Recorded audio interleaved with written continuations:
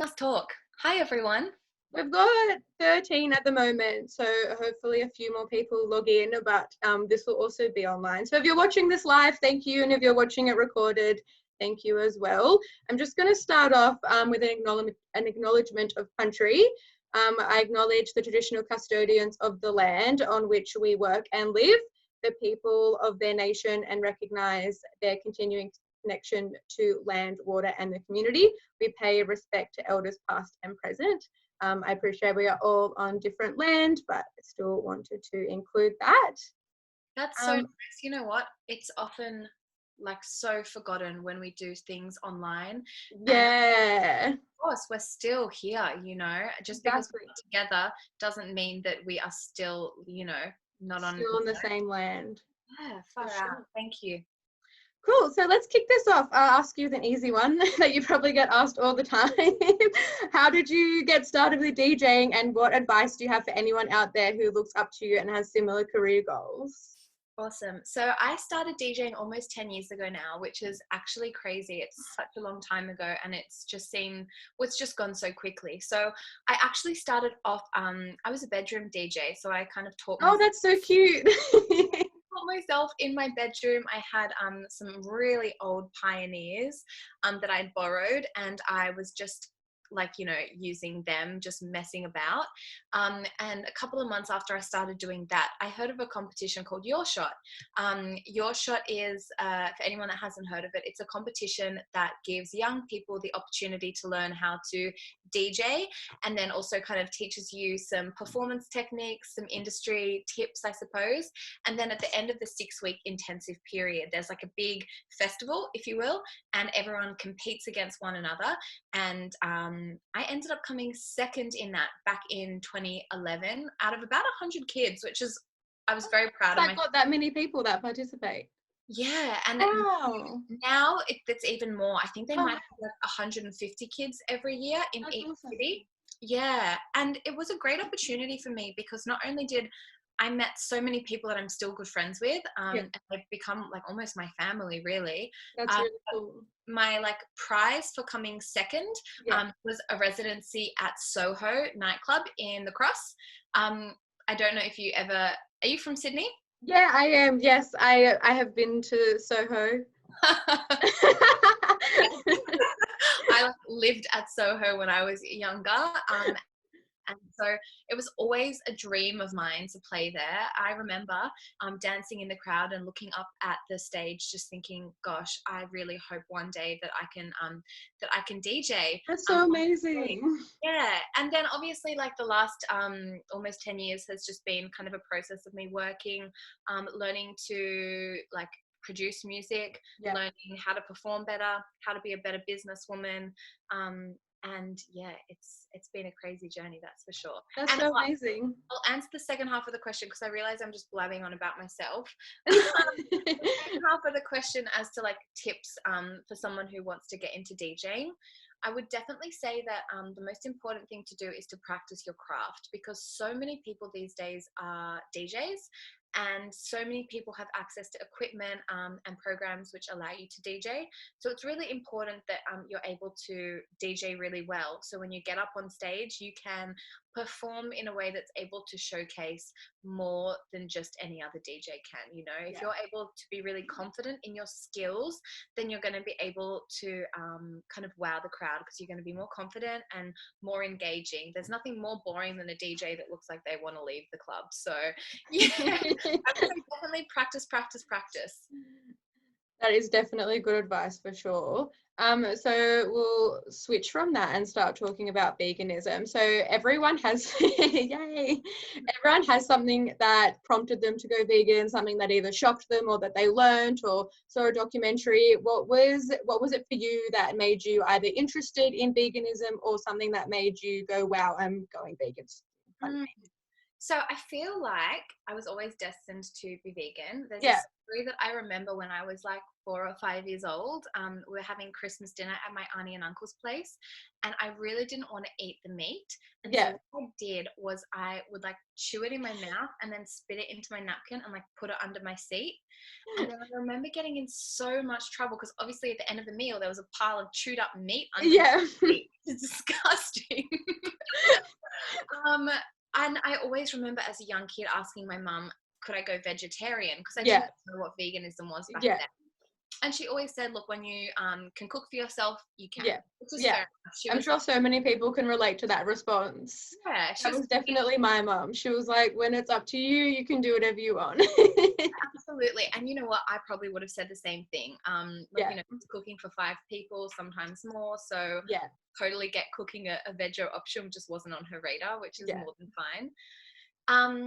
And then, gosh, like almost 20 years passed, and it wasn't until I was like 22, 23. Unfortunately, I fell into veganism through really narcissistic reasons, kind of, well, it was like health reasons, so just involved in myself.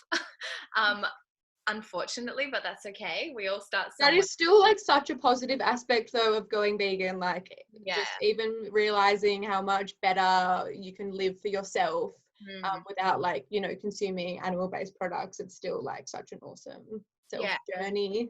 Absolutely. So I got really unwell at one point. I was like touring so much. I was traveling so much. I was obviously drinking loads of alcohol, eating shitty food.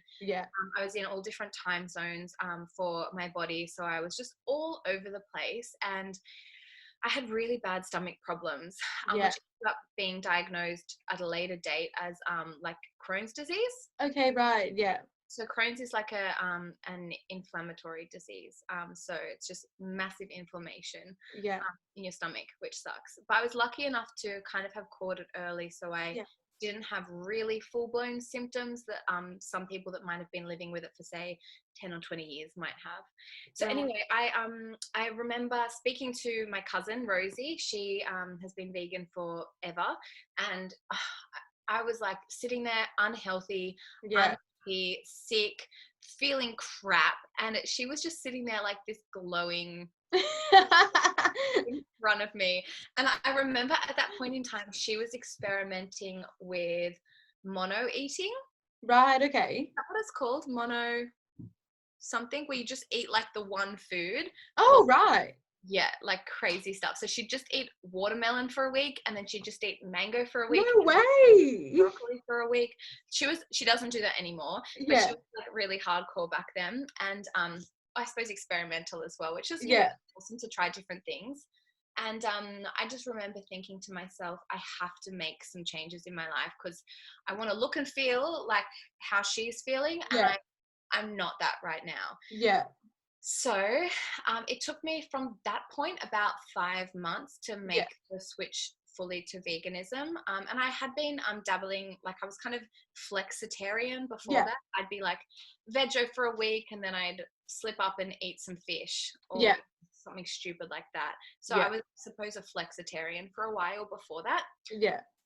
And then in those months leading up to when I went fully vegan, I kind of slowly cut things out bit by bit, and then I was able to make the full transition. And so I ended up going vegan for health reasons, and just instantly like feeling so much better. Like, that's amazing. Cannot even tell you, like, to the point now where like I was probably going to have to be on medication for like my tummy for my whole life. And now I've like been discharged from the doctors. I'm off medication. Wow, that's incredible. Yeah, so it's amazing, and I literally take my hat off to like plant-based eating. Like, really, that's 100% what it is, because not only do I eat so much more consciously now, but I eat so much healthier. And I think it is definitely easy to be an unhealthy vegan.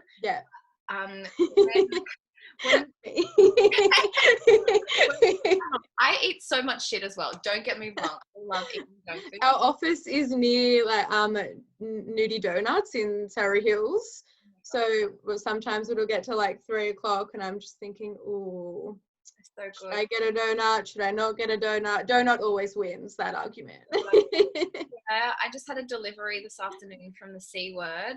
And oh, them the best cookies. I got 2 boxes of cookies and I've already eaten one and I'm going to eat another one before I go to bed.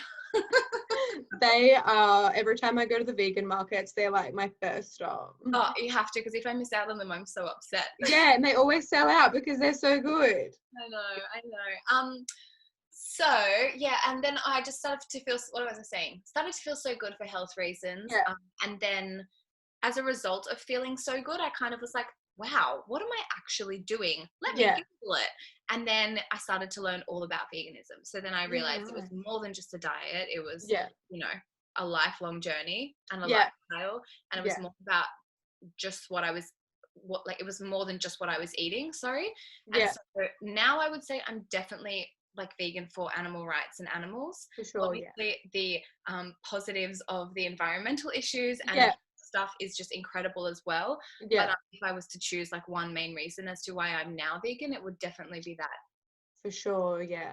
I feel like that's like a lot of people as well when they realize kind of like, because you're exactly right, like it's a bit, you go down the rabbit hole a little bit when you start researching all these different things. Yeah, absolutely. And you're like, what have I been doing? Or you go and tell someone and they're like, oh, have you seen this? And then you think, oh, I haven't seen that. And then you just constantly, I feel like even every day, like I'm finding out more ways that humans, you know, exploit animals, and it's just it's just such a cycle. Okay, cool. Well, my next question is kind of on what you were saying. So when you did switch to veganism rather than just being for health reasons and it was for the animals, I know you're a brand ambassador for a few companies like Adidas, which was, I'm very jealous.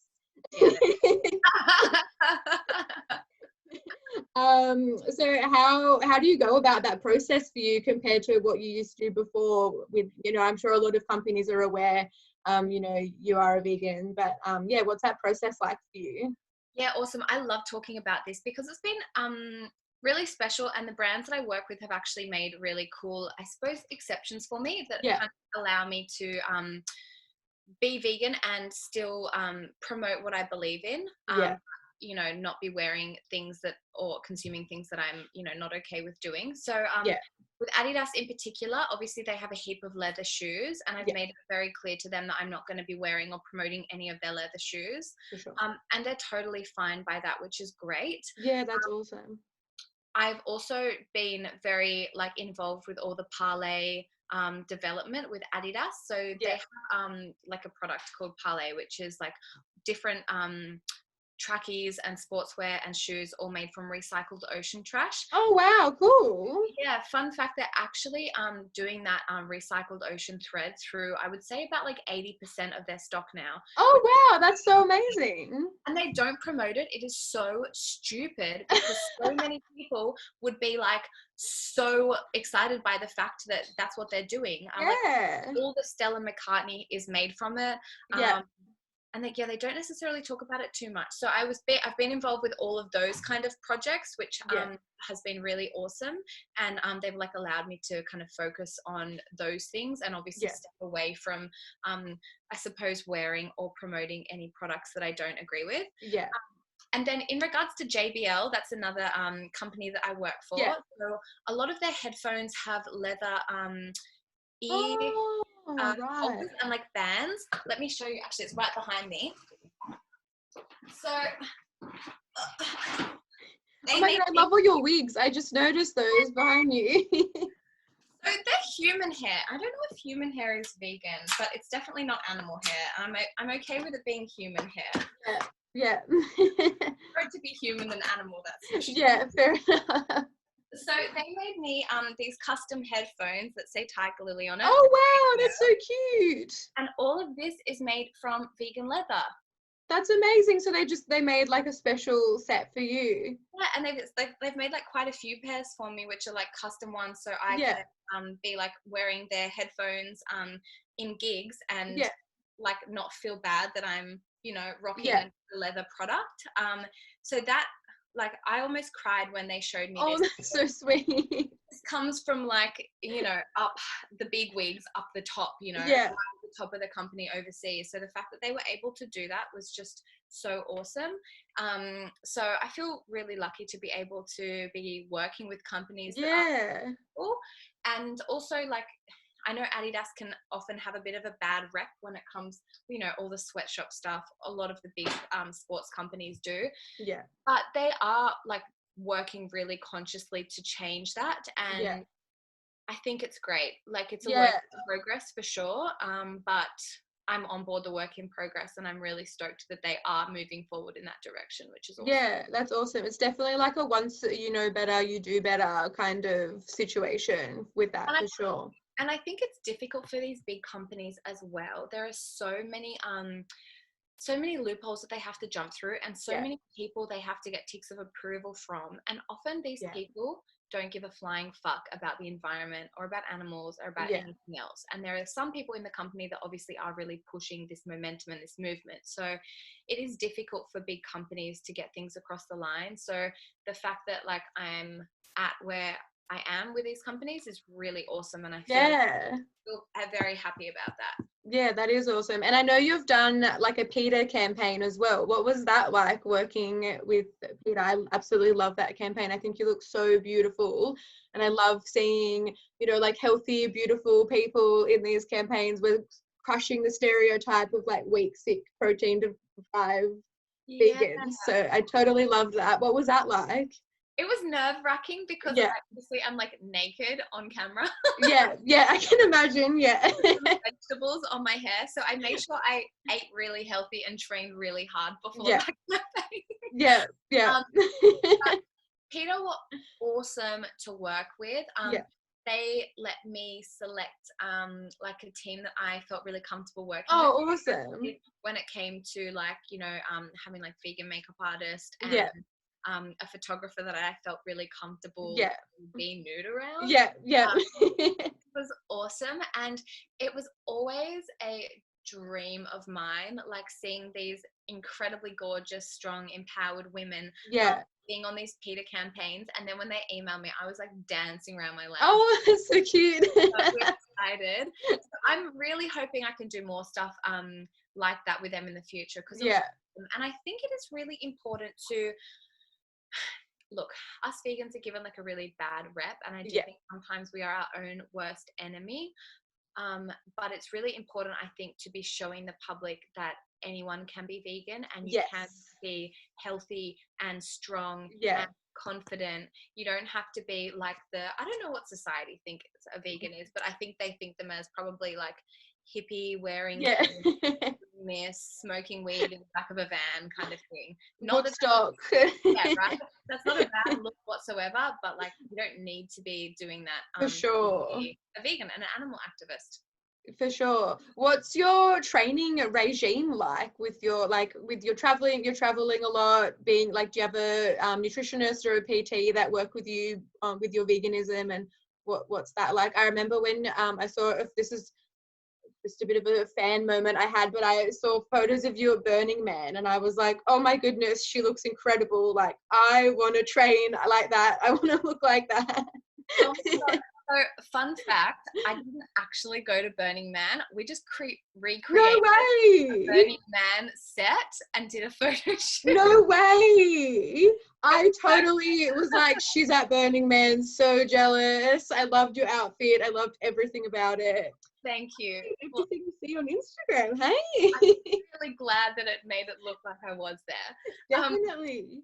These days, especially during like coronavirus, I've just been running going for a jog with my dog every morning. Doing bits and pieces of like Pilates or kind of like HIIT/basic weight workouts in the garden. We've only got 2 weights at home, like that's the torsion bars, so like a big long cylinder.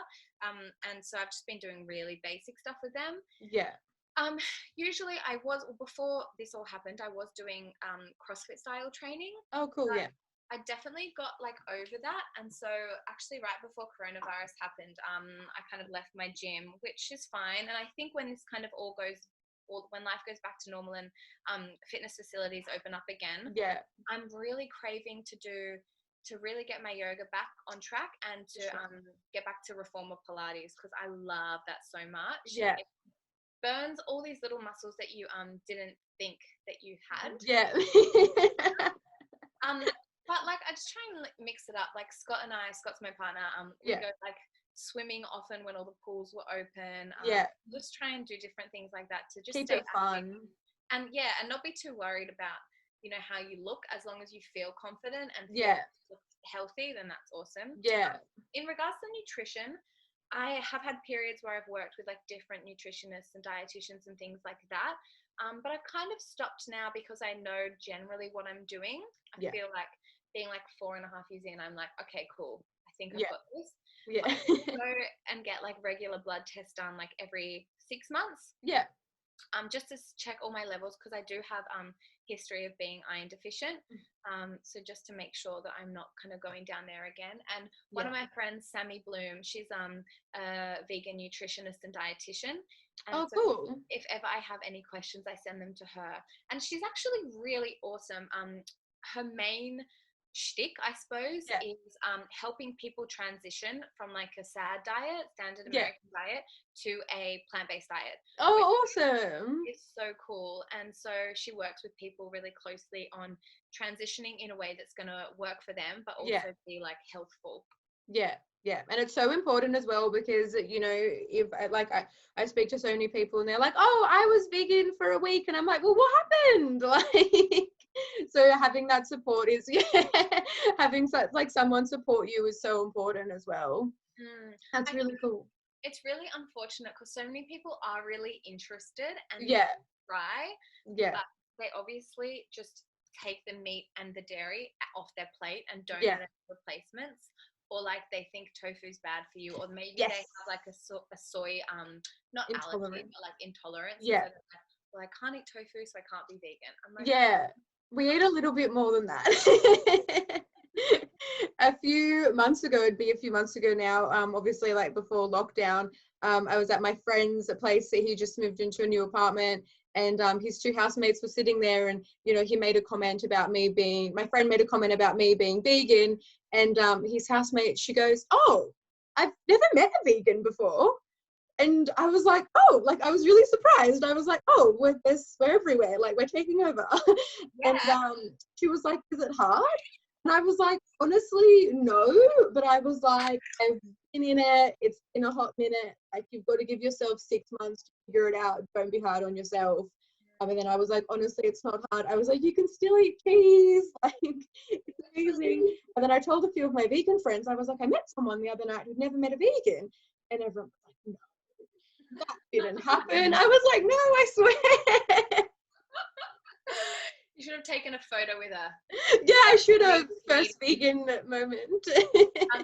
So a couple of my employees have gone vegan, and one's still kind of like in the transition period from vegetarian to vegan. Yeah. They have done it in the most awesome way. Oh, cool. They've like chosen a product each month and taken it out. Oh, I love that way of working. Yeah, and I think it's awesome. So awesome. Like, I do appreciate like the hardcore vegans who are like, no, you need to cold turkey right now. Yeah. Like, I understand there's a time and place for that, but for 99% of people, that is totally not going to work. Yeah. So I really think that by choosing one product each month, that is going to be like the most successful way. And it's about creating healthy habits that are going to be able to be sustainable. For sure. You can't live off Oreos. Unfortunately, you can't. And like, you know, like the order in which you, or say one of them, Jess, she took things out was like totally the order that I wouldn't have expected. Oh, really? She left red meat till the end because she loved steak so much. And I took her to like a calf rescue. Oh, beautiful. And like we played with all these like baby calves. Yeah. With like the mum cows and just, you know, hung out all day there. Yeah. And that was like the final. She made that connection. Like, all right, cool, now I'm ready.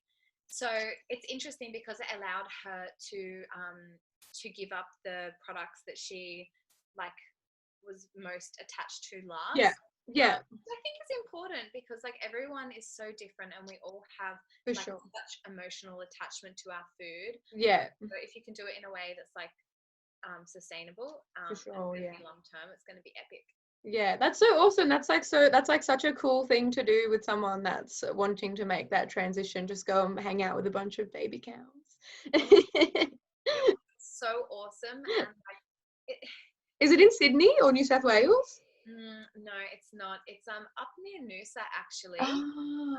Or kind of in between Brisbane and Noosa.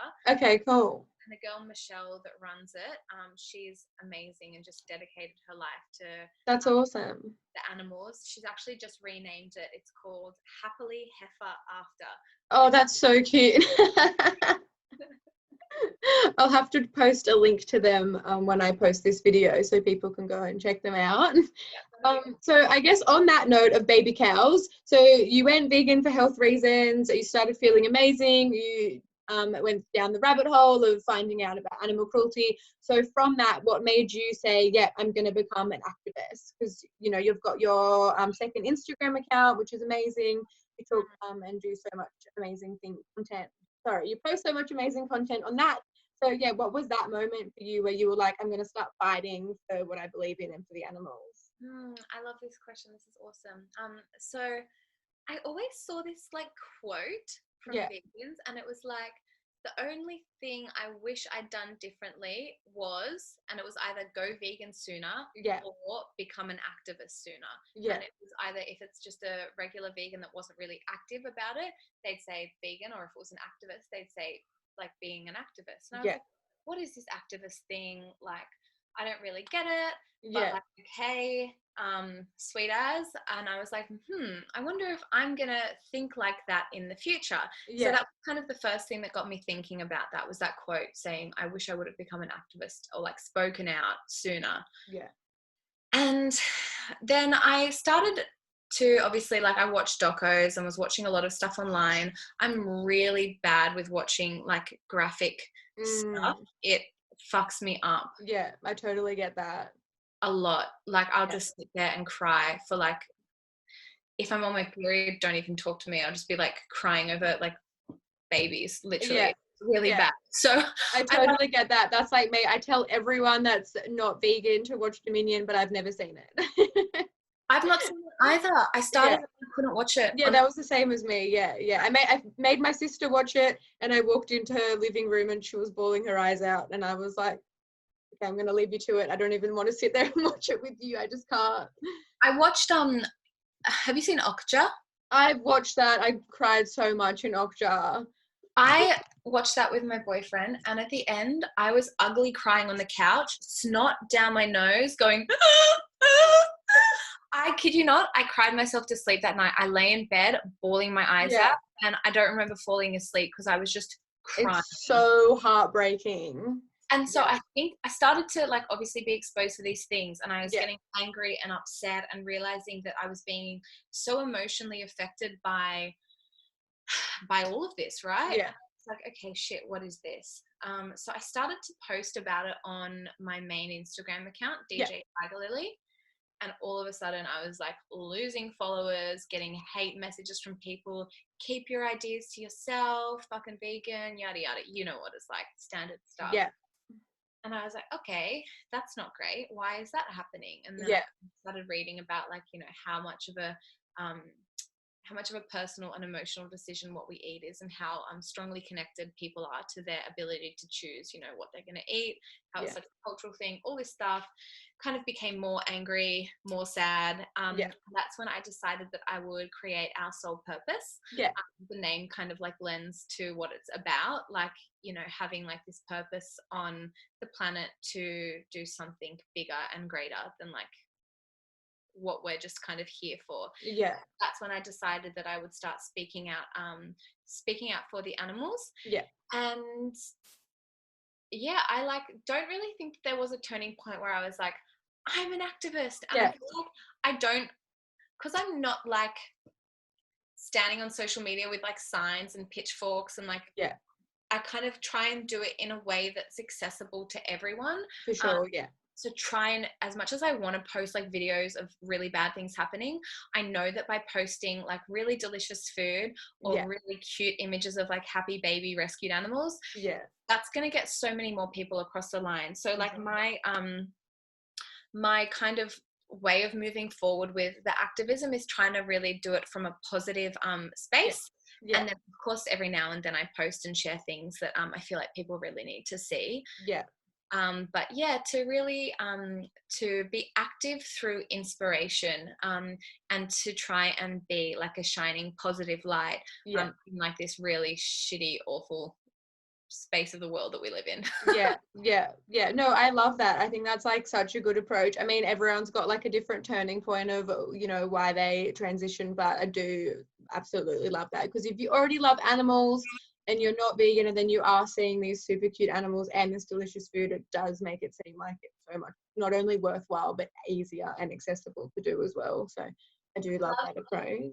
I love posting on my second account things along the lines of, you know, you can't say that you love animals and eat them, and those kind of things, because I know the majority of my friends aren't vegan. Mind you, are really making awesome headway at the moment in regards to decreasing the amount of animal products. So go, my friends. Shout out to them.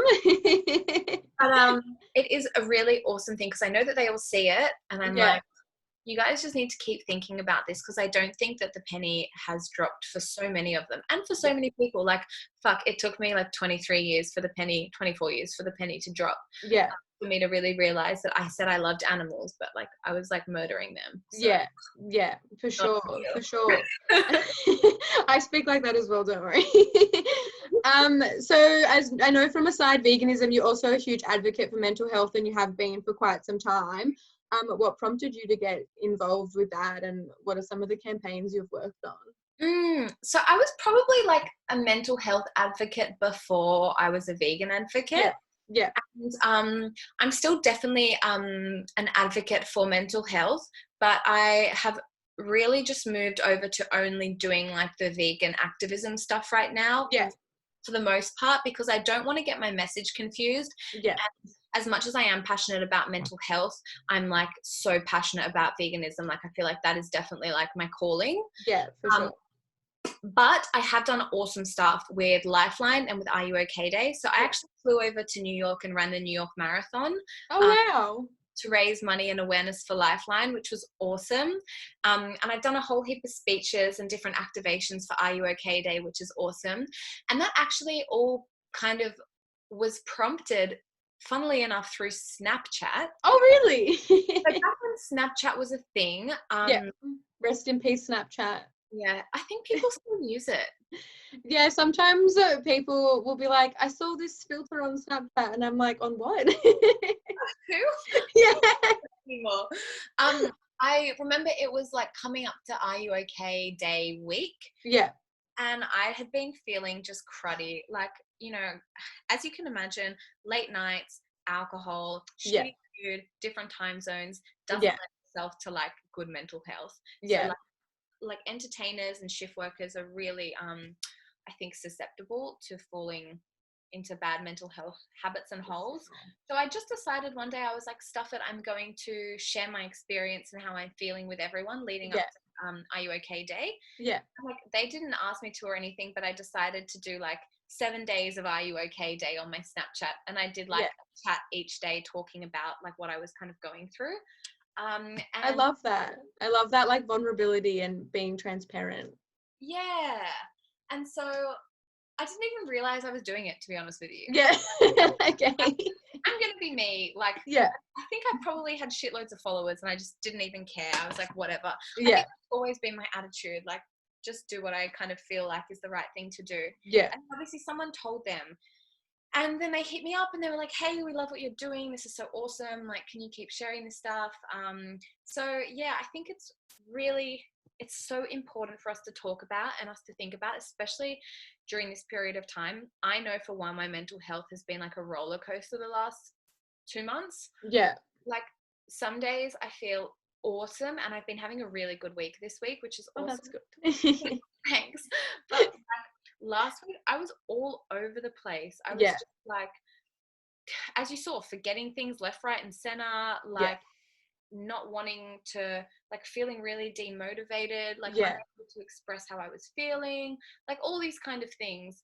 And the best thing was being able to like just, you know, vent to my boyfriend and my friends about it and get some sort of just like have some sort of sounding board.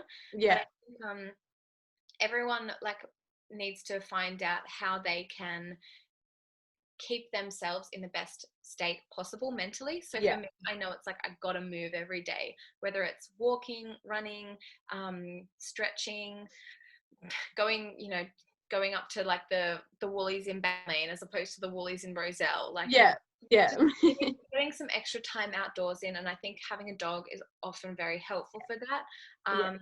We love Lenny at the AJP office. I don't know where he is right now.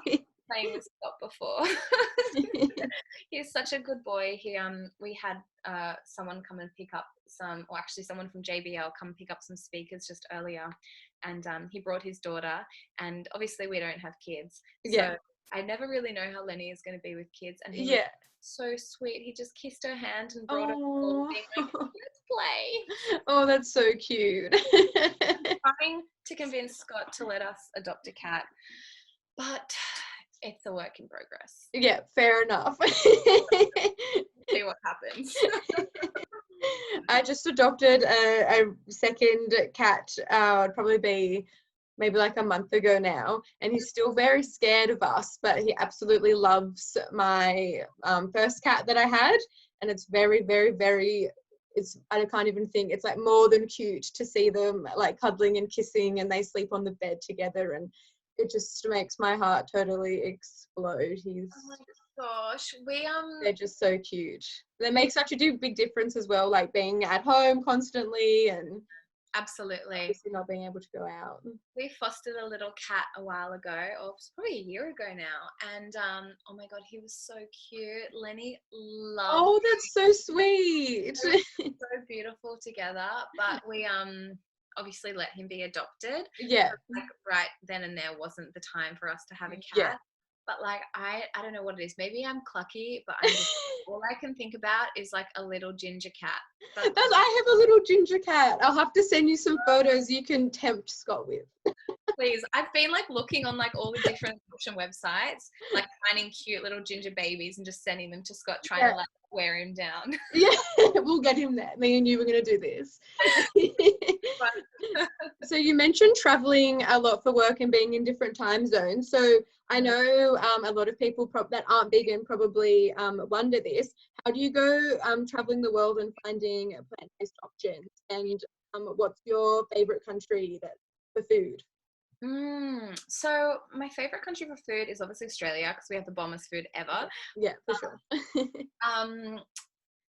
Italy is actually really easy to be vegan. Oh yeah.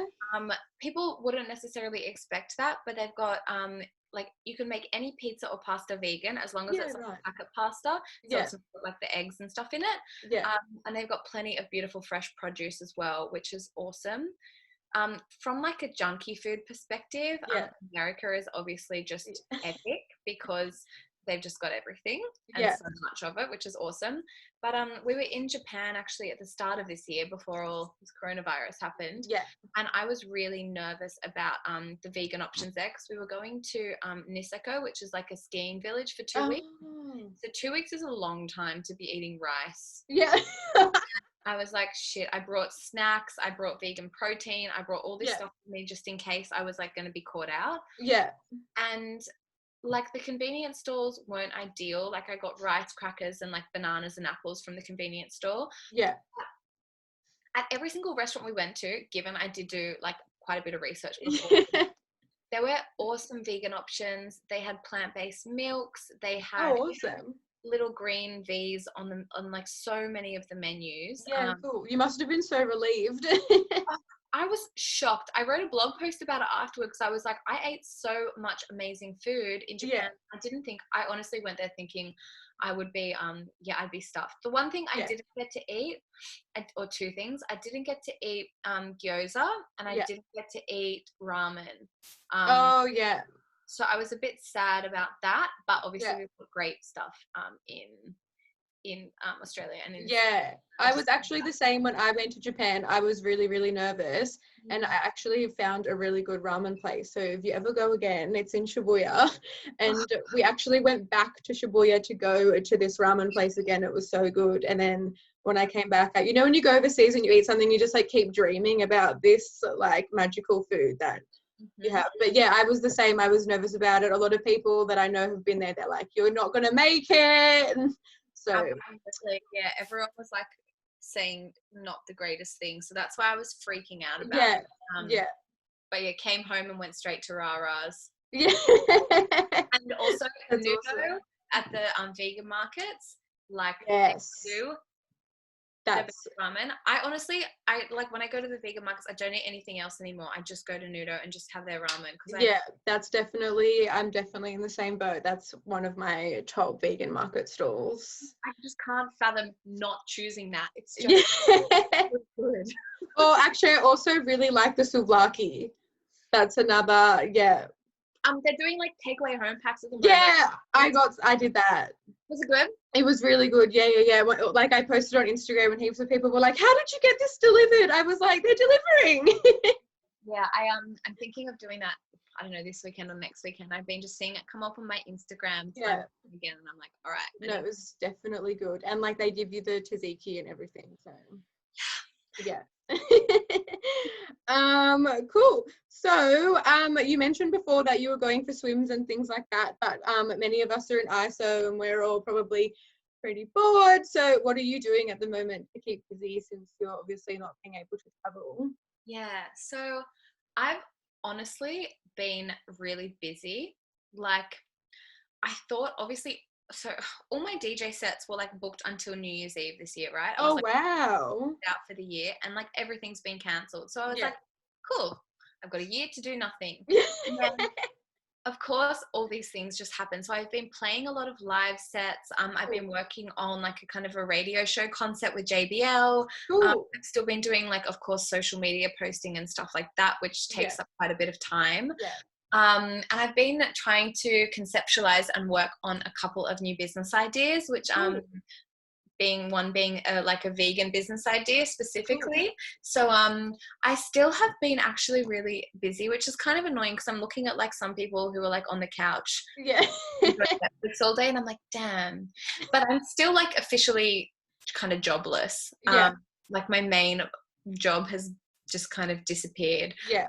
So it has been interesting. I think we have a little garden in our house, which is awesome. So I've been making sure I get outside every day, and of course like go for my walks and jogs to kind of keep my sanity alive.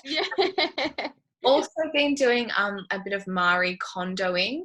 Like what I'm doing right now was not this organized this morning, and I did a full like organize of it, and I've been kind of going through each room in our house and giving away different bits and bobs, throwing out some stuff, repurposing some stuff, which has been nice. That's awesome. And I've been experimenting with my cooking. We've had some fails and some wins, so it's been interesting. I love that. This is the time to do it for sure. Yeah, absolutely, because we have so much more time now. So instead of like me throwing together like the quickest dinner that I can get, I actually have time to spend like an hour doing some sort of ramen or a risotto or something. That's awesome. Yeah, that's awesome. Yeah, I made bread I made a sourdough starter and I made bread. And one of my friends was like, you can still buy bread. And I was like, I know, but I've wanted to do this for so long and I've never been able to commit to like having a live thing and like feeding it every day and all that. So that was like my exciting thing I've done during this isolation. How was it? Did it taste good, and was it difficult, and do you have a bread maker? It was a little bit difficult. Like it was a lot of like rereading the recipe a million times, which I don't love doing. I like just kind of like reading something quickly and then like doing my own attempt of it. I do have a bread maker and it was good, but then I told my mum about it and she was like, you could have just gotten like the bread mix and put it in. And I was like, yes, but that wasn't the point. Oh no. It was like a little long-winded experiment I wanted to do, but like no one appreciated it. So romantic making your own bread, that's for sure. It was, yeah. And I felt like I had like another little like responsibility to do every day of like feeding this little this little bread thing. Yeah. Also, I've been learning to to paint my nails. I found a vegan, cruelty-free nail polish gel brand. Oh, what is it? It's called Opalak, I think. Oh, cool. And I just got it online because I've been like looking at, like, I have a couple of different like cruelty-free brands of nail polish, and I don't want to like rinse them on here, but they were just chipping heat. Yeah.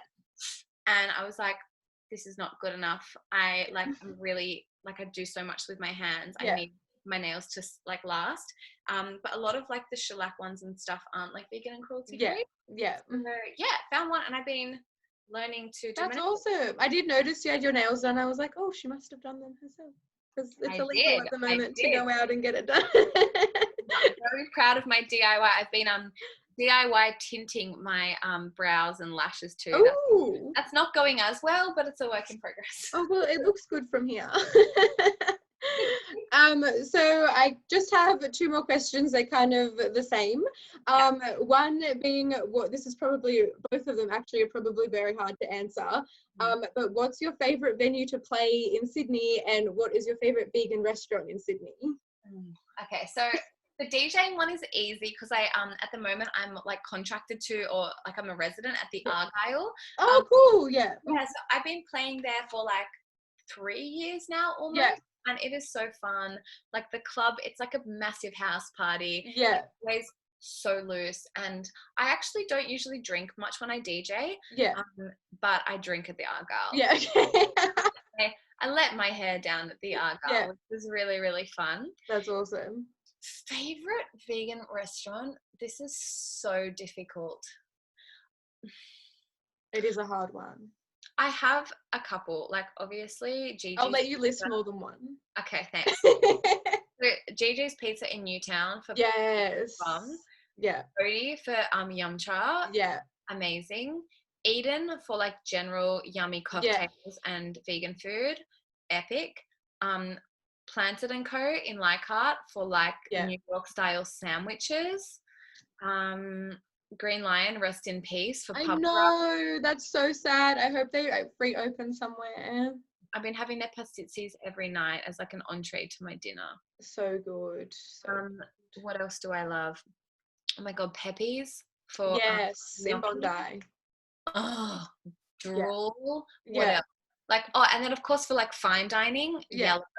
And although it's not fully vegan, the menu at Otto is awesome for finer dining. One of the first things I'm going to do when all this is over is go to Yellow, because I'm going straight to Eden. So good. They're fish tacos. Okay, that's good to know. So that's at Otto, fish tacos at Otto. Oh no, at Eden. At Eden. Oh yeah, they're amazing. I always get them. That's like without a doubt. And I also really love the little green burgers. Yes. So good. So and the cookie skillet. Oh, die. My boyfriend isn't vegan, and like none of his friends are vegan. Yeah. He had his birthday last year at Eden, so there was like 50 of us. Yeah, wow, that's awesome. In the outdoor area, and obviously the whole thing was vegan, and like they couldn't believe that like the fish tacos, the cauliflower chicken was all vegan. They were just like obviously all drunk on vegan cocktails and vegan like loving everything sick, and it made me like so happy. Oh, that's awesome. So cool. I was surprised that he wanted to have his birthday there, but we'd been there so much and just loved it. So like it's so good. That's so awesome. That's cool. I like that like so many people went as well, because that's like good activism in itself. Like, come to this event. Vegan food. He like didn't tell anyone. He was just like, oh yeah, it's at this restaurant in Bondi called Eden. That's awesome. And like no one kind of expected it. And he has obviously loads of friends, and we have a massive friend group, so it's always a big celebration, his birthday. But for him to do it there was awesome, because I think it just opened up so many people's minds that wouldn't normally eat that type of food. Yeah, for sure. Yeah. To how epic it could be. And I got this beautiful girl. Her cake name is sweet. Let me find it because I need to. Vegan Sweet Cheeks. Pardon? Is it Vegan Sweet Cheeks? Yes. She's like one of my really, really, really close friends. Shut up. Yeah. I got one of her cakes for my birthday as well, and yeah. So good. So I got her to make Scott, he had like a yellow theme, and so she made massive yellow cake with like these lemon things. That's so cool. So awesome, and it just tasted so good. Like, that's so awesome. I don't know if she's like watching this, but I'll have to, if she's not, I'm sure she'll message me if she is, but I'll have to tell her. Pardon? What's her name? I've totally forgotten. Juliana. Vegan Sweet Cheeks. Yeah. Amazing. So good. Yeah. We actually became friends like through Instagram and like through cake. You know what? How awesome is Instagram for like... It's so good. I've met so many vegan friends off Instagram. Yeah. It's the bomb. It's so good. It is the best. Yeah. Cool. Well, that's all my questions I had for you. Thank you so much for coming and speaking to us. This is our second interview we've done online. So I hope everyone watching has enjoyed this. It's like part of our little stay home series. Yeah. So thank you so much. It was so awesome to talk to you. Thank you so much for having me, and thank you for such awesome questions. It's been so fun. Cool. And I love talking about all this stuff. I could talk about it for hours. So yes, we'll have to do it again. love to. Appreciate it so much. Cool. Thank you so much, Dara. Yeah, I'll see you soon. Bye. Bye.